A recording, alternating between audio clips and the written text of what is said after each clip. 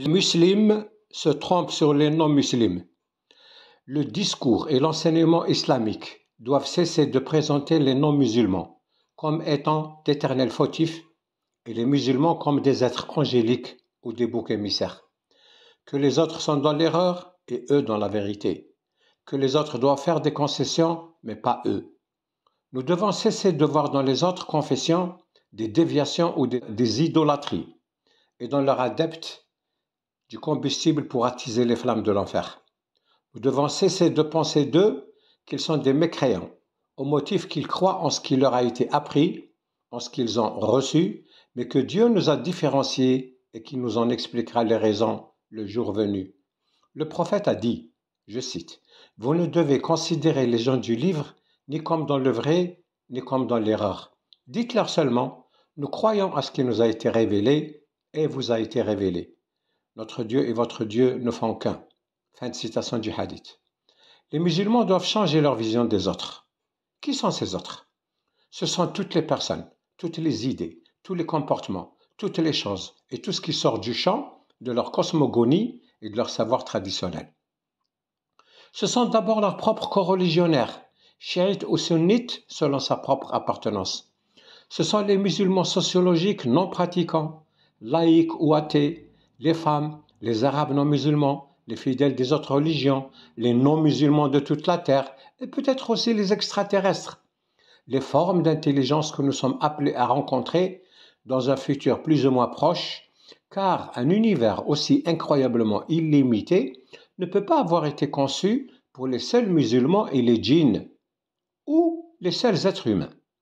Ils doivent accepter l'idée d'être minoritaires dans un pays et majoritaires dans un autre, et adopter chez eux une organisation politique égalitaire entre les citoyens d'origine et les résidents légaux, statut qu'ils revendiquent quand ils se trouvent, eux, chez les autres. Le communautarisme a partout cédé la place à la communauté diverse, multiculturelle et multiconfessionnelle.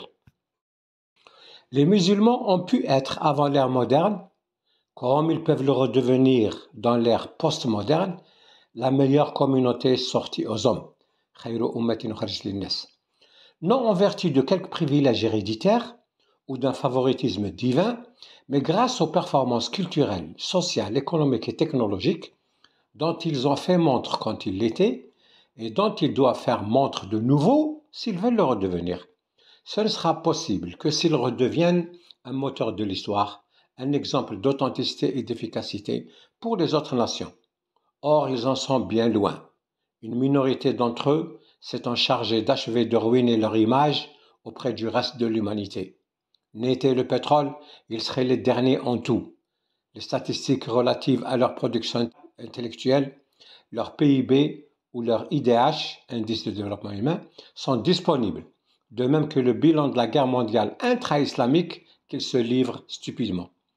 Inconscients des mutations qui préparent le monde à rentrer dans des formes de vie inédites, caractérisées notamment par un commandement international, fédéral, unifié ou autre, les musulmans ne sont pas à la recherche des voies et moyens de s'adapter aux évolutions qui se dessinent. Au contraire, ils vont dans la direction opposée et travaillent à coaliser le monde contre eux. L'idée de chasser les musulmans d'Occident, de les déporter en masse, a germé dans l'esprit des islamophobes dont les rangs grossissent en Occident. Elle est devenue un sujet de débat public et n'est pas loin de devenir un programme électoral. Les questions qui attendent des musulmans des révisions indispensables et des réponses sans équivoque pour se réconcilier avec le reste du genre humain se rapportent à l'organisation de l'État et des pouvoirs publics, relation avec les non-musulmans et à la question des droits de l'homme et de la femme.